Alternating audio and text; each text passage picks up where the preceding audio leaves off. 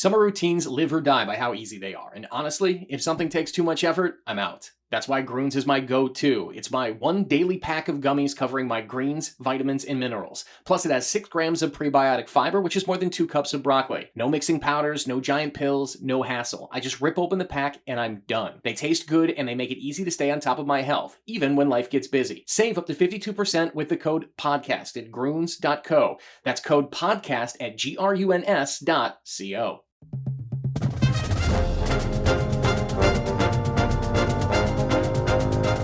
The Go Gopher Podcast with Mike Grimm, episode number 86. I am Mike Grimm, voice of the Golden Gophers, and welcome back to the podcast. We have an incredible lineup this week on the Go Gopher Podcast, including a visit with Gopher star receiver Daniel Jackson, who tells us exclusively about his big-time catch that helped the Gophers beat Nebraska last week. He goes into detail on how training helped him make the grab and how his favorite part was celebrating with his teammates. A great visit with Daniel Jackson is how we'll open the podcast soon. We also have star Gopher volleyball player Melani Shaffmaster. She's one of the leaders on the 10th-ranked Gophers who are looking to rebound from a couple of losses to top 10 teams last week by visiting 2 more top 10 teams this weekend, Oregon and Stanford on Friday and Saturday out in California. We want to thank Dinkytown Athletes, the Gopher NIL Collective, for helping them make Jackson and Shaffmaster available. Our Go Gopher Podcast is presented by alumni-owned Sunbelt Business Advisors and True North Mergers and Acquisitions. If you're a business founder planning to exit your business, start by contacting Sunbelt Business Advisors and True North Mergers and Acquisitions. Sunbelt serves more businesses up to $5 million in revenue than anyone, and True North M&A serves companies with revenues up to $150 million. Get a confidential, no-cost, no-obligation business valuation started today. Make the most of your life's work. Visit sunbeltminnesota.com or tnma.com today. Affinity Plus Federal Credit Union is also a big sponsor of our Go Gopher podcast. Affinity Plus is your local credit union throughout the entire state of Minnesota. Find out more at affinityplus.org/GoGophers. That's affinityplus.org/GoGophers. Affinity Plus Federal Credit Union has one of the top-ranked mobile apps as well, so check that out. We're thrilled that Cub has joined the podcast as a major sponsor as we get rolling with football season. Join Cub, the University of Minnesota, and mHealth Fairview Masonic Children's Hospital. Donate to Cub Kindness and give kids a chance at a full life. Cub cares. The Go Gopher Podcast is also sponsored by Head Flyer Brewing, located in Northeast Minneapolis, right next door to campus. It has a great vibe, great craft beer, and much more. We're going to have a live show with them. Mark your calendar, Thursday, October 5th. More news on that to come. If you haven't been to Head Flyer Brewing, please make a point to do so. Our podcast is also sponsored by State Farm agent Tony Hoagland at ChamplinInsurance.com. We're podcasting episode 86 from the Aquarius Home Services studio. We invite you to subscribe to the Go Gopher Podcast. It's free to do so. In fact, you can go back and listen to past Go Gopher Podcasts as well. Last week, for example, we kicked off the football season by having a great interview with Gopher Athletic Director Mark Coyle, who talked about conference expansion, NIL, and so much more. Go back and take a listen. This episode, we're talking Golden Gopher football and Golden Gopher volleyball. Batting leadoff is one of the many stars of last week's big football win over Nebraska. Receiver Daniel Jackson joins us next. It's time for tailgating, and no one does it tastier than your neighborhood Cub. Get ready for the grill with burgers, brats, and chicken, plus all your favorite game day snacks. From chips and dips to drinks and desserts, Cub has everything you need for the big win. Fire up the grill for Smokehouse Brats, now on sale 4 for $5. And fresh raspberries or blackberries are 2 for $5. My Cub, my way. See store for details. I'm Clay Geary, walk-on turned scholarship wide receiver for Gopher football. And I'm Ben Utek, U of M alumni, Super Bowl champion, and Tony Dungy Uncommon Award winner. We understand championship culture, which is why we're part of the True North family of companies. True North invests in only elite teams, like the champion team at Sunbelt Business Advisors, Minnesota's largest seller of companies. To learn more about True North and our diverse family of independently owned companies, visit TrueNorthEquityPartners.com. Episode 86 rolls on, and we have one of the star players. I say one of the because there were a night of stars last Thursday, but man, the guy who made all the highlights, Gopher wide receiver Daniel Jackson. Hello, sir. How you doing? How much fun was that last week? Man, I was ecstatic. It was a lot of fun. I couldn't even express it with words. What I obviously got to ask you about the catch because it was just an incredible catch.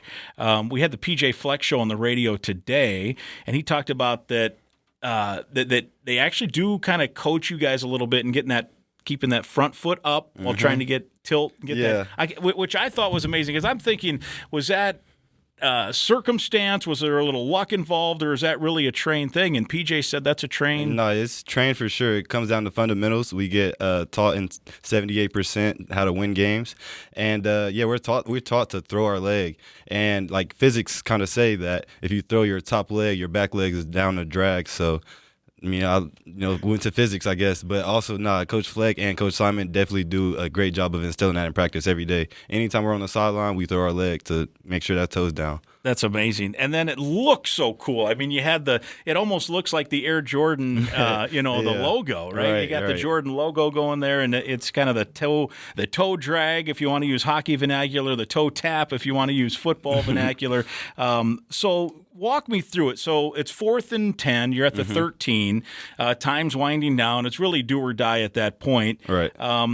There's time out on the field. There's discussion, and you probably at that point know if you get open, it's coming to you. So right. Take me through your mindset as you line up for this play. Well, the whole us being down in that whole 2 minutes is technique time at that point, and so playmakers make plays. When they're especially at times like that when they're counted on to be at their best, and so. Just the play call and understanding the leverage that I was given from the DB, and in my mind, I already kind of seen the play happening. I could foresee it, but at that point, it's just staying poised and staying calm and fundamentals. Run the route as best you can. You had to get that guy to believe you were on a slant or a cross, right? Correct. And yes.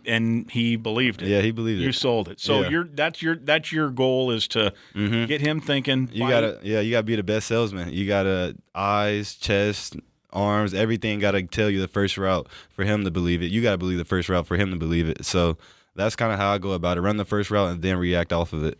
And so you get the guy to bite. Now you take it to the sideline or the corner, and now you just have to wait for the throw. Did it seem like it took forever for the ball to get to you, or did you have a good feel kind of for where you were? Yeah, I was honestly thinking about it last night. It felt like the ball was in the air for like it looked like it was coming straight to me. So I was like, at that moment, I'm just staying poised, and in my mind, maybe a few years back I wouldn't have been that poised in that position, but I felt pretty poised in that position, knowing like this is just routine. This is another routine play, just making a play, knowing the technique that's just going to be having to do it. And at that point, instinct takes over.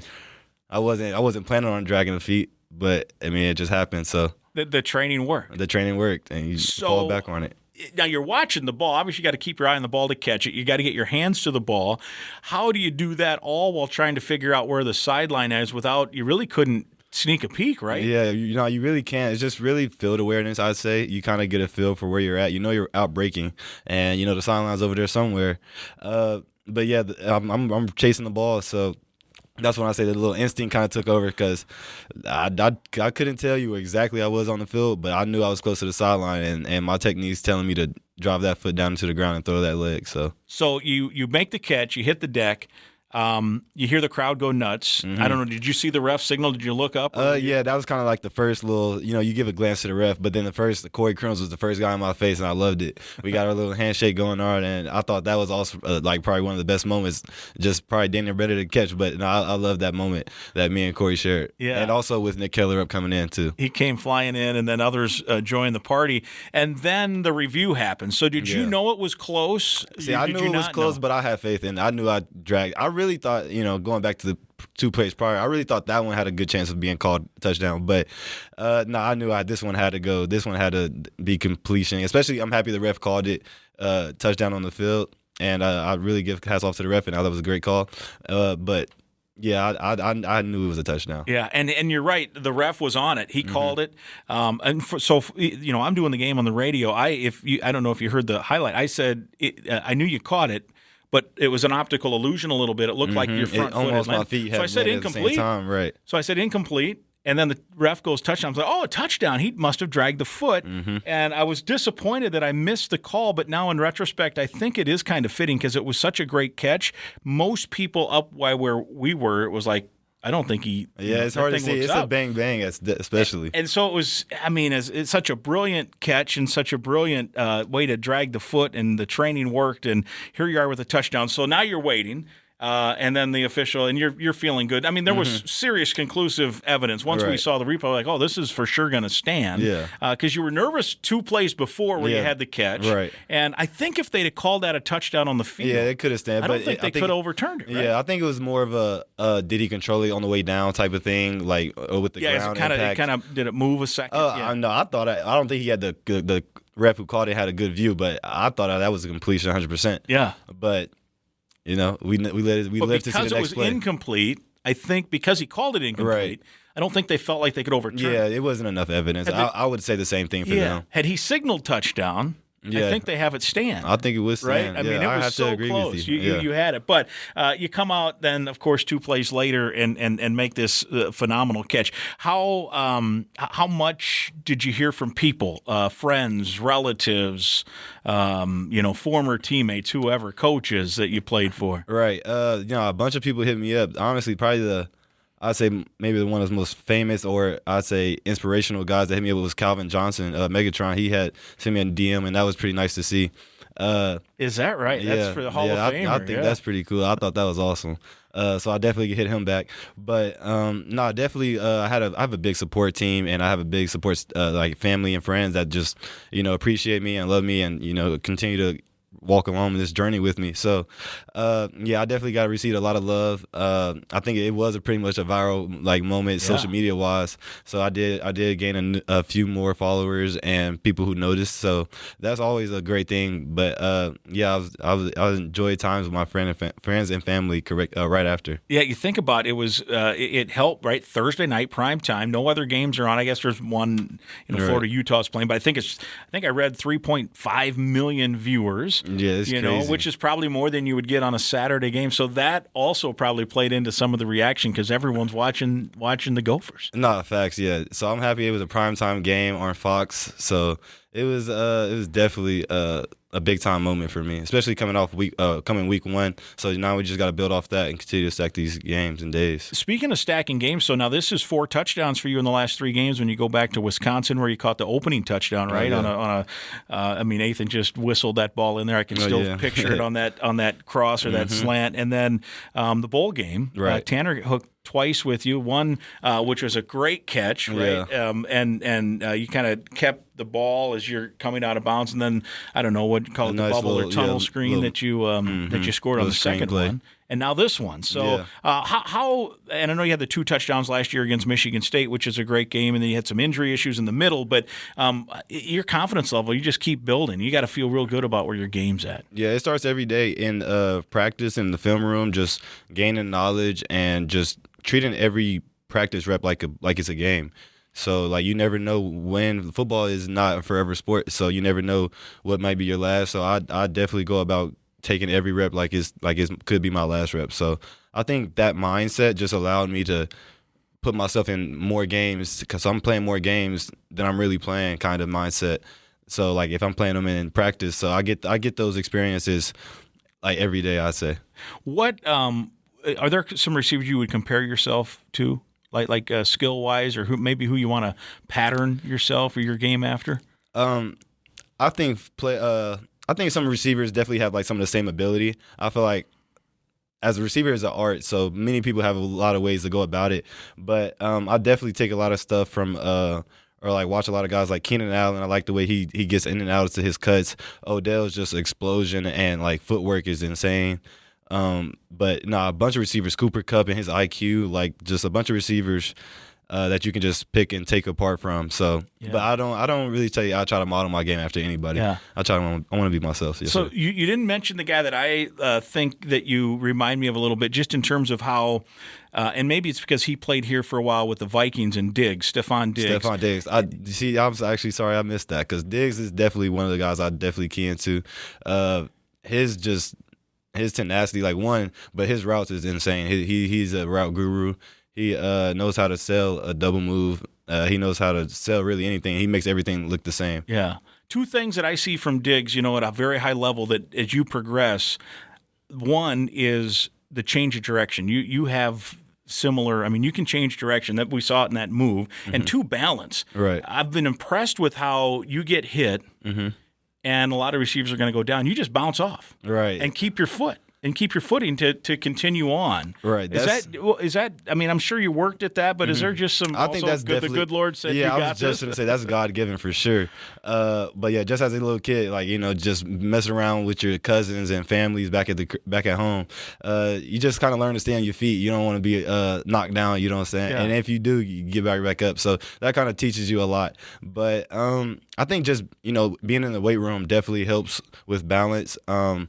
Working on balance drills and everything, and working on two things at once.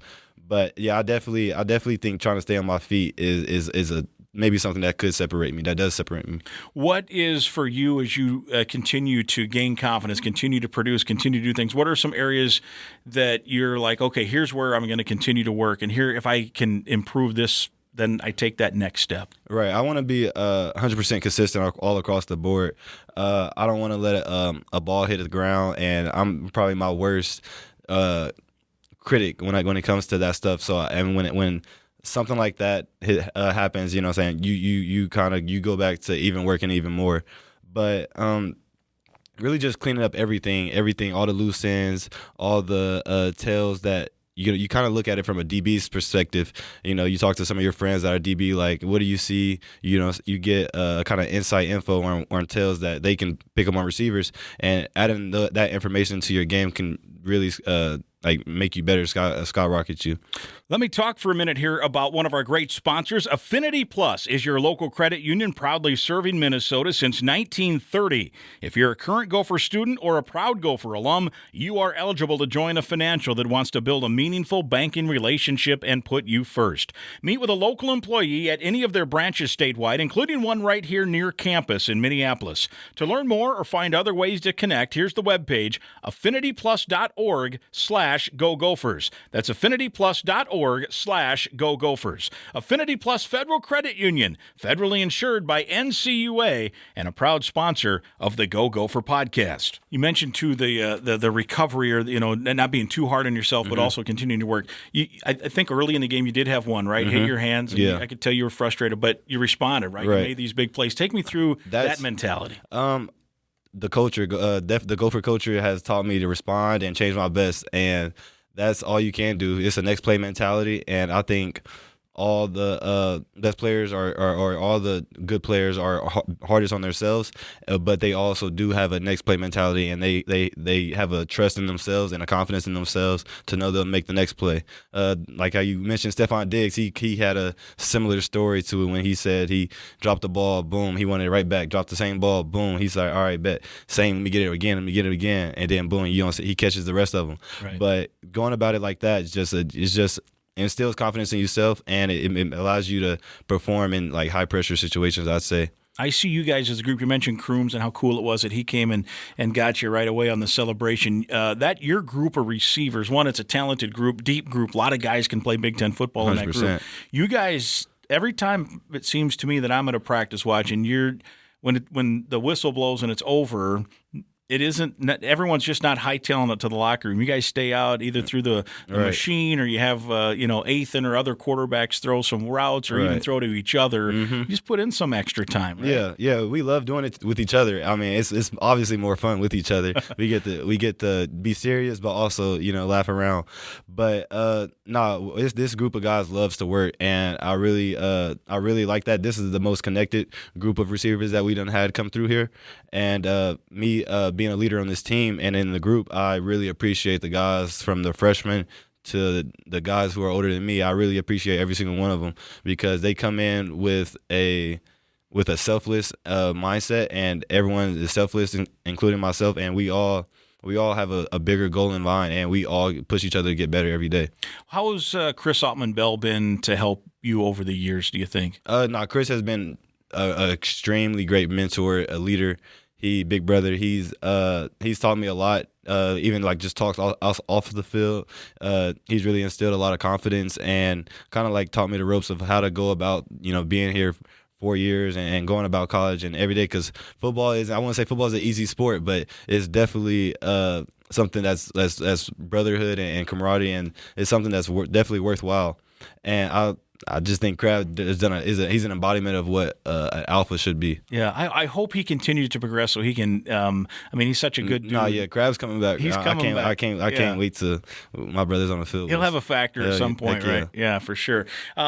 How about that atmosphere the other night? What'd you think of that? It was insane. Gopher crowd. It was crazy. The gold out, the sold out, everything about it was amazing. Everybody stayed. I don't like the nail biting games, but I mean, it's an experience for sure. So, but I love our fans, and it was crazy. It was an amazing atmosphere. Yeah, I thought the student section's been good for a while. As post-COVID, I think students are like, hey, we got to take advantage of. We've been locked up enough. We're going to go out. But I thought Thursday that was the best I've seen it in a while. Yeah, they were definitely into the game, and it was crazy loud. Third downs, every part of it. We really enjoyed it. It made an impact for sure. And you mentioned that celebration with Crooms, and then. You're still just tied at that point. You need more things to happen. And for a minute, all of a sudden, Nebraska's starting to drive, and then Tyler Newbin steps in, gets the big INT. Your touchdown was set up by Wally punching it out, and so a couple of nice defensive plays to set the offense up. Yeah, we love our defense. And you go against it every day, right? Yeah, they make us better every single day. Training camp, we could not have be where we at and where we're going to be without them, and I'd say vice versa. And not just the way we can build off each other. We know they always got our back, and we always got their back. So just having that in the mind, we always have faith, and there's always faith. So Kesich is out there. He's a popular dude, right? What a great big personality he's got. So he's setting up for a 47-yard field goal. And again, even today, in talking to PJ, he's like, I felt pretty good about it because you guys have seen him. I've seen him. He's got the leg. That leg is crazy. That thing was right. He knew it too, right? I've seen the video. It hits his foot, and he just turns, and Tiger Woods. They shouldn't have iced him. Yeah. I think that locked him more in. Ice cold. So take me through where you were on the sideline. Were you nervous? What were you thinking as they're lining up for a 47-yard field goal? At that point, I dang near knew we win the game. I knew Dragon was going to put that down. I've seen it hundreds of times. So at that point, I'm like, they shouldn't have put us in field position. Who are you around? And then when it went through, who did you share the moment with? Can you remember even? It's hard. I just remember running onto the field trying to find where Dragon is, and then funny it was Dragon. We thought Crawford, the snapper, was Dragon because so we all surrounded him, but. It was just just being around everybody, wherever is just, of course you congratulate the other team because they played a great game. Yeah. But yeah, definitely being around the guys was just, I can't even point it out, but I pretty much dapped up the whole team, I'd say. It was amazing. All the coaches, it was definitely an amazing experience. How do you zero back in now? High emotion win, Eastern Michigan coming up this weekend. So how do you approach the rest of this week? As we talk, it's Tuesday early evening here. Right. So we celebrated the game. We congratulated each other. We got in, we got better, and then we scratched it. I mean, at that point, we're the way we're trained to next game mentality, and 1-0. Now we're 1-0 with the Eastern Michigan game, and so that's all our focus is on now. We got a good game plan coming in, and then we're just ready to go after it. Kansas City, Missouri, your hometown. How did what was it about the Gophers? So take me through your track and decision to be in the maroon and gold. So the Gophers offered me my junior year. So I really thought it was, it felt nice to me being offered after I tore my ACL my first game of junior year, and so being able to talk with being able to meet with Coach Harris-Simiak, who's now at Rutgers, but being able to meet with the Gopher staff at the time and build a relationship, really. And at the point, I didn't really know much about Minnesota, and I took a visit up here. And I really loved what Fleck was saying, and I could see myself definitely being bought into this program. But I really enjoyed the connections I made with the players and Coach Simon. I really enjoyed my relationship with Coach Simon, and I could see him being my coach for the next 4 to 5 years. I just think it's the people. I'll say the people for sure. Yeah, and here you are. Yeah, now here I am. What a big night the other night. I also need to mention, we want to thank Dinkytown Athletes. I know you're part of the great folks there, and in terms of DinkytownAthletes.com. You've got some brand new apparel, right? Yeah, I got some new apparel. We got to talk about that. Yeah, let's do it. So you got, what's it say, toe tap? Yeah, toe tap. So describe it for us here. So it's the toe tap. I like it comes in maroon, white, gray, and yellow. So we got hoodies, we got sweaters, we got shirts, long sleeve, and we also have some, female, more fitted to females. So yeah, the toe tap. Come get your merch. It's the way the design is crazy, and the way it came out was so soon after the game, and I really appreciate how they was able to do that, and I am forever grateful. We got to fill everybody's closet with those things. Yeah, we got to fill it up. Serious, the thing is almost like you couldn't have designed it any better. It looks like it's perfect. I almost look like I got a little lightning strike coming. Yeah. Like that. That's dope. It's a really cool thing. So go to DinkytownAthletes.com.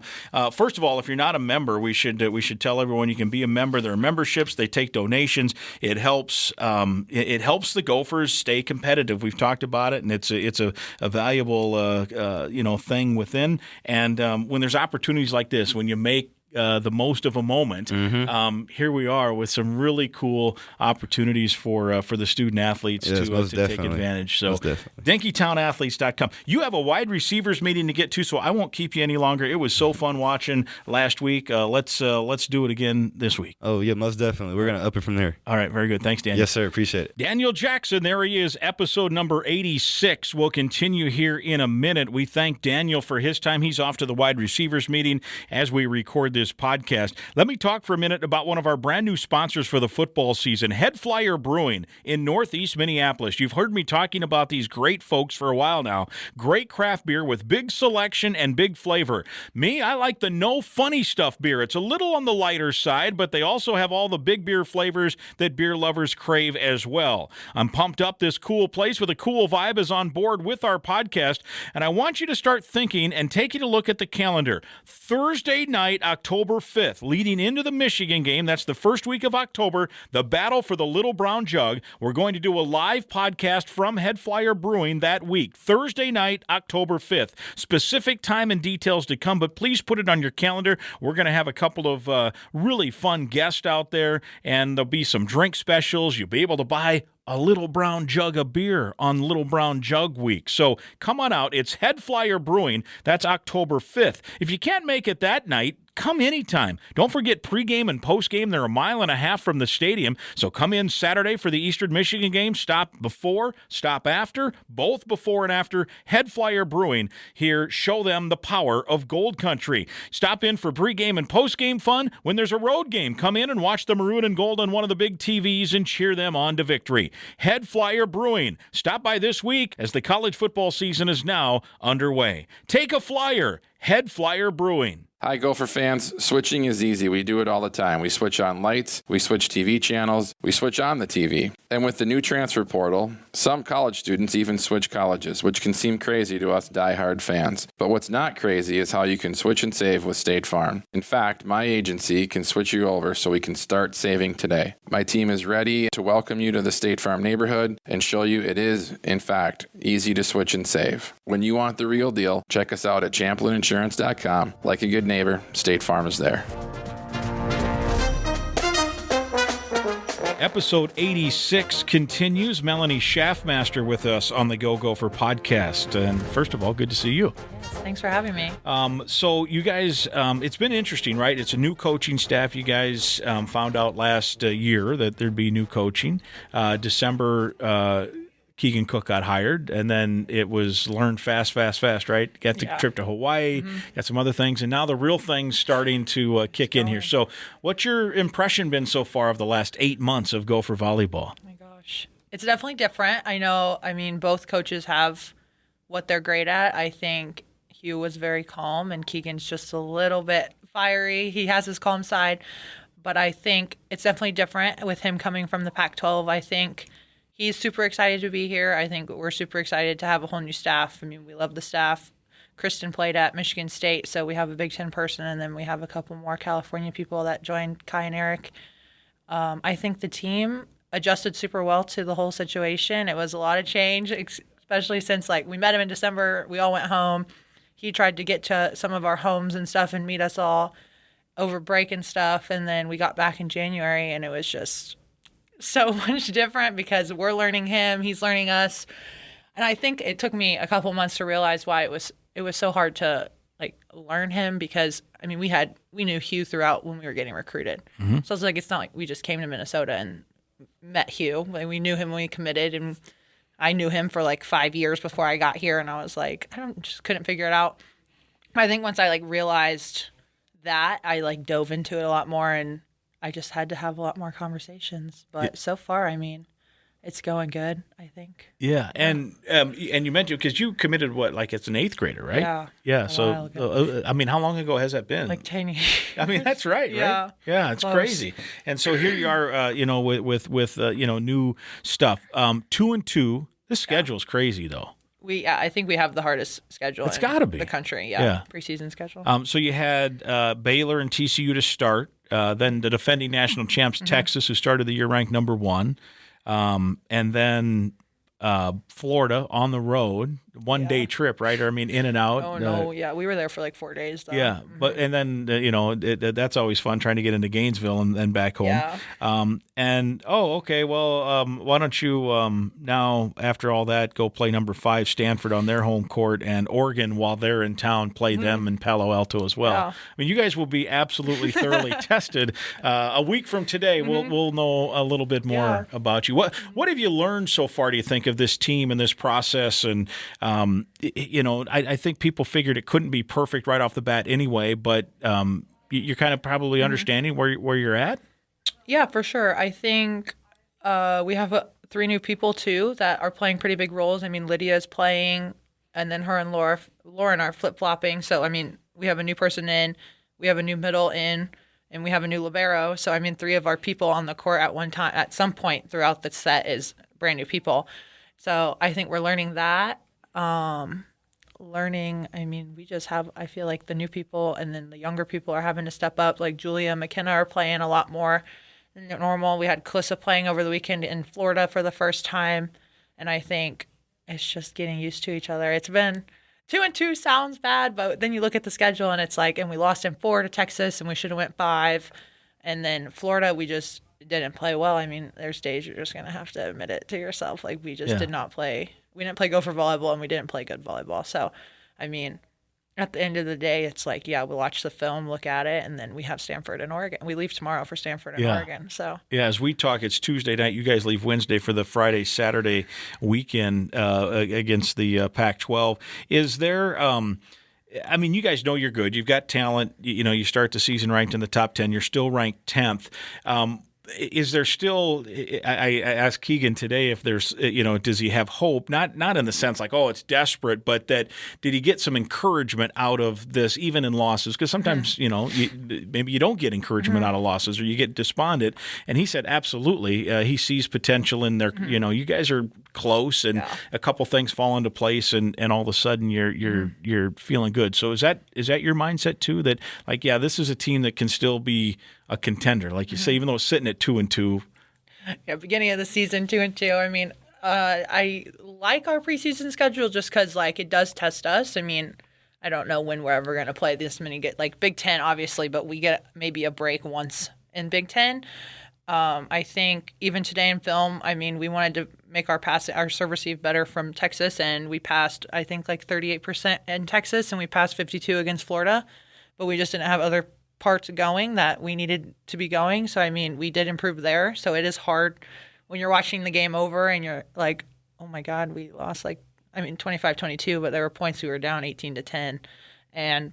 But our passing is so good. Now we just have to figure out the other pieces. So I think Keegan's really good at it. I think we're working a lot on the backside that people don't see about like culturally. I feel like we had a culture in the past, and I think Keegan has a different vision for that. So we're working a lot on that too. So not necessarily all volleyball at the same time. We have PowerPoints and stuff we're watching before film about life and what we need to work on as teammates and how we need to communicate and trust and all these things.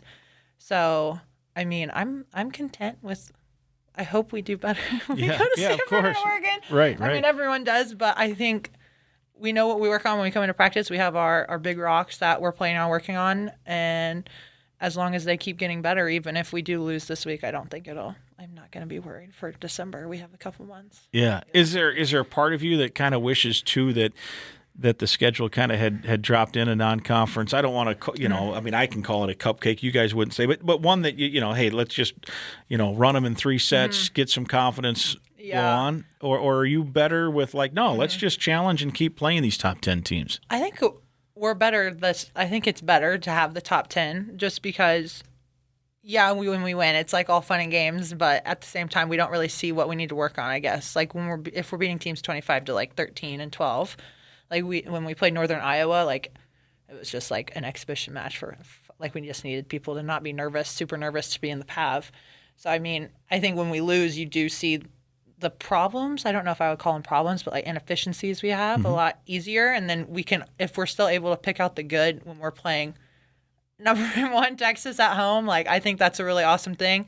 I know it sucks after and the next day, and then going to Florida and losing. It sucks to lose 2 games in a row, but I don't think we're going to see what we need to see if we just are rolling teams, and then we're going to be at Wisconsin before we know it. It's going to have not worked in our favor if we would have done that, I think. And you mentioned the Texas match. You guys were at a point where it looked like you were rolling into forcing a 5th set, and then things went a little bit haywire. But can you take some encouragement from that too? That you were right there.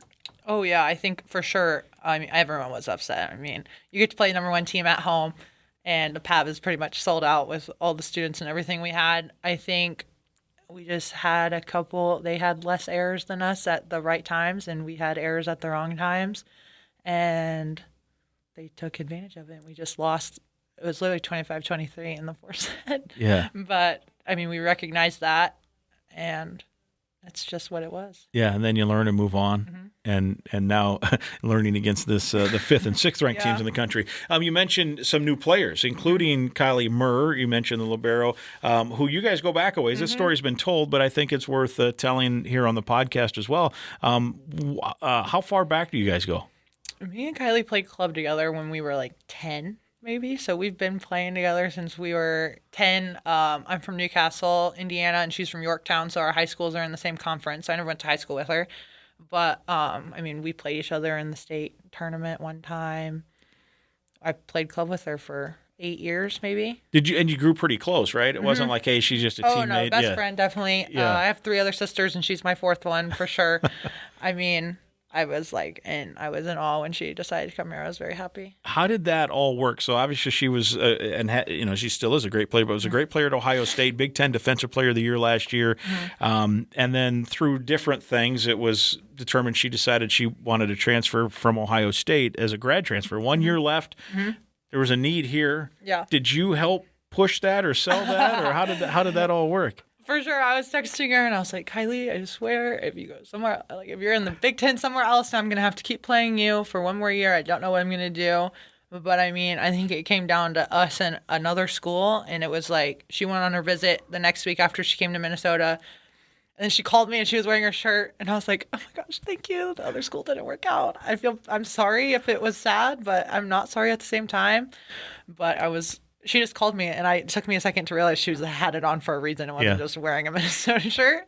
I'm like, I can't stop smiling thinking about it now. But I was just so happy. The only thing that would be better is if Mabry was here. That's how I would have to explain it. Yeah. Yeah. And so how's it been now that she's here? Obviously she's off. She was Big Ten, Player of the Week in week 1, so she's done well as you would figure. But what's it been like to have her, close again? Oh my gosh. Well, she lived with me for a month, and then she moved. So because she's leaving in December, but I've never been with her this much because club practice, you see each other. I mean, we practice 5 times a week, but I'd see her for 3 hours Monday, Tuesday, Friday, Saturday, Sunday, and then the rest would have to be, I'm coming to your house because she lived 30 minutes away. So it's really weird. I could just be like, oh yeah, you want to come over to my apartment? You want to walk 2 minutes down the street? But in the gym wise, I mean, she gets along with everyone. She's an Energizer bunny, and I think we needed that, and I think she's obviously really good, and she holds people accountable, and she's not afraid to say something that needs to be said. So I think we got a really good we got a good person in our spot. What was my impression too, is that she's going to be a leader, but she's also going to be, she's going to set a standard and hold others to the standard too, right? I mean, it looks that way. Mm-hmm. Yeah, she does it every day, all day, in film and practice. If Keegan asks her something, she's going to tell him, and he wants our honest opinion, and he's getting it. So. Yeah, they talked about both of those. Both Kylie and Keegan talked about that they have kind of pushed each other because she, as you mentioned, she's done in December. So I think he's got 4 months with her basically, and you want to maximize that time. So things have gone fast, right? Pushing. Yeah, I think she's mentioned urgency. I know she's trying to get a lot of people on board with the urgency. I mean, I'm on board 100%. I know I have another year, but I'm only with her for 4 months, so I'm like trying to get everyone else to be like, hey guys, like. Yeah. Like, I know, Sydney, you're a freshman, but, like, we need you to work so that we can get people what they deserve at the end of the year. So urgency is a very big thing right now in our gym. Yeah. She has made some digs and some things that really can be, I mean, one, the fans love it, first of all, right? It gets people fired up, but she is really skilled. She's amazing. Yeah. What's it like when she does make one, now that it's for you too? I'm, playing against her when she was with the Buckeyes probably was not as fun as watching her now wearing the same colors as you. But what's that like? And then, you've had some home matches at the PAV where she's done some, just some crazy looking saves or digs or what have you. What's it like then when the crowd, because the crowd can feed off that a little bit. Yeah, it's amazing. I mean, she feeds off it for as soon as she makes play, it's like, screaming like let's go, hopefully someone got a kill off of the dig or something. But I mean, the PAV feeds off of it. I think our whole team feeds off of it because if they're going to see her throwing her body into the bleachers pretty much, I mean, we're gonna too. If she's going to do that, we're going to do that for her. So I mean, it definitely, I think it lifts the PAV, it lifts her, and it lifts all of us, and the bench loves it. People coming in and out, we do have a lot of people coming in and out, I think, and I think she's a really good part. Like, her energy is very consistent, which helps with that transition too. Now, you mentioned the PAV, it was sold out, or close to it at least, in Texas, or with the Texas match, and obviously the TCU and Baylor matches were well attended, and the Big Ten's going to have, more top teams coming in. What's that been like, that experience? When I know when you committed when you were a freshman in high school, that was something that you almost certainly was looking forward to. Has it met your expectation playing the home matches? Yeah. I love it. I mean, I'm like, and when we warm up for like a whole hour before, and I just love seeing everyone come in. I love when the band is there. And the energy is really good. I mean, we have people that cheer against the other team, but at the same time, like, it's nice energy all like around. Like, people I just like how everyone wants to watch good volleyball pretty much. So, I mean, I go back to serve, and I have, like, our donors are like, come on, Melani. And I'm like, you guys are so nice. Yeah, that's pretty cool. Yeah. You and Taylor Landfair got on the same page a lot last year. She ended up being, Offensive Player of the Year. Take me through how that work went, right? Because it wasn't always easy early. She was injured. Yeah. And you guys got synced up, and how you can keep that continuing now this year. Yeah, I think honestly, we just became a lot better friends off the court. We came in together, and then we ended up not living with each other after, like, we all ended up moving. I think we became really good friends off the court, and I just, like, pretty much we could, like, read each other's minds, kind of, if that makes sense. But I could just, like, sense her and see her, and I knew if I couldn't get the ball to anyone else, I could get a turn. She could do something with it. So I pretty much we just had a really good feel for each other. And I mean, obviously I set a lot of balls to her. She hit a lot of balls in practice, but at the end of the day, it was a really big, like, feel thing, which is something you can't practice. But I do think it's because we became a lot better friends off the court through over her injury and stuff. Yeah. And you have some weapons to set for too. So how do you try to feed all the weapons and decide, I mean, certainly there's strategy, and I'm sure there are certain play calls, but how do you figure it all out? Yeah, I think at the end of the day, if it's 24-24, I'm probably going to Taylor or McKenna. I'm running my big guns on the outside. I'll trust them. I trust everyone. I mean, the middles do their job great. I get them the ball. I think they do a really good job of pulling, so they're trying to distract the other side, keep them middle maybe away so we can create some space for other people. I mean, the right side has definitely turned up a little compared to last year, I think, too. So I honestly go in with play calls, and then it normally works out. And then when it doesn't work out, I'm talking to Keegan and Kristen on the bench, and I'm like, I don't know what to set. I don't know why it's not working. But, I mean, we have literally, I think at one point we have 5 people that can hit on the floor other than, I mean, if I'm front row, I count, and then Kylie's the other person that can't hit. So it's crazy we have like 5 different plays going at one time, and they're really good at communicating about it. They know what to run if the middle runs something, they know not to run something, so they don't jump on each other. So I think the hitters have been really, really good about, and they know they can't get the ball every single time. So they're getting better at that, not getting set every single ball.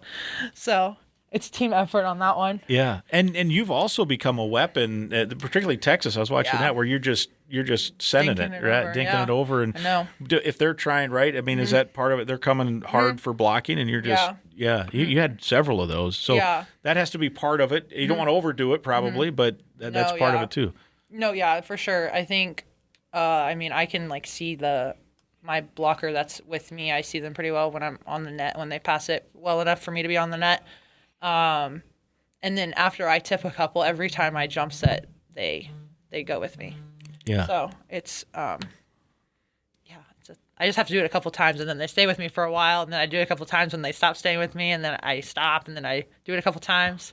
Yeah. So it's a little push and pull from a little cat and mouse game. Yeah. All right, so we're taping Tuesday. You guys leave Wednesday, match Friday, match Saturday. Do you like the road trips? Does it? I mean, obviously you go to California, nothing to complain about there. But does it help too with a team like this where you're all trying to get on the same page? And you had the Hawaii trip, but I think it does. I definitely can't wait for Big Ten when we're chartering because the commercial flying. You're know. spoiled. The volleyball team is too spoiled. I was like, guys, I haven't flown commercial since I went home, like by myself. But I think I like it. I like being with people. I like socializing. You could put me in a room with anyone on our team, and I could talk for like 2 hours. So I love being like with them. We play games when we get to the hotels. I've never been to Stanford, so I'm very excited about that because I wouldn't go any other time unless this was the opportunity. So. I like it. I like traveling. Yeah. Maybe like in the middle of Big Ten when we're going to like Rutgers, I don't really care for it. That's a long flight to Rutgers, yes. But I'm very excited to go to California. I'm happy we just went to Florida. I like playing at Florida. And then the Hawaii trip was obviously amazing. Yeah. Very good. Well, Big Ten will be around before you know it. Let's try to do this again. Yeah, for sure. We want to thank Dinkytown Athletes as well. They helped get this all set up. DinkytownAthletes.com. Do you have some merchandise on the webpage that people can get? I have a shirt coming out soon, guys. Nice. Actually, just approved of the design today. You did? I did. Yeah. Are you excited? I am. Yeah. So DinkytownAthletes.com. Click on your page and.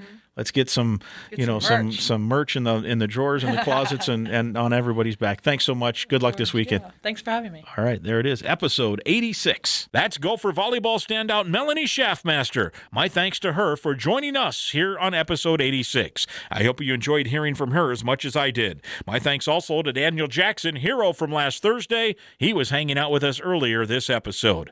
Episode 86 is presented by Sunbelt Business Advisors and True North Mergers and Acquisitions. If you're buying or selling a business, visit sunbeltminnesota.com or tnma.com today. We're also partnered with Affinity Plus Federal Credit Union, a locally member-owned full-service financial invested in you. You can learn more at affinityplus.org/Go Gophers. That's affinityplus.org/Go Gophers. Cub is on board as a primary sponsor as well of the Go Gopher podcast. Cub is the official grocer of the Gophers. Everyone deserves a chance at a full life. Join Cub, the University of Minnesota, and M Health Fairview Masonic Children's Hospital. Donate to Cub Kindness at the register and help kids live healthier, happier lives. Thank you for making a difference. And welcome aboard to one of our football sponsors for the season, Head Flyer Brewing in Northeast Minneapolis, just a mile and a half from the stadium. Stop in for great tasting craft beer tonight. And don't forget Head Flyer Brewing as a pregame and postgame destination for all Gopher home games. We're also brought to you by State Farm agent Tony Hoagland. Again, I'd invite you to listen to past podcasts, and right now click that subscribe button to the Go Gopher podcast. It's free to subscribe and free to listen. And please be sure to share the link to the podcast with others on your social media channels so they can subscribe and listen as well. We'll talk again next week.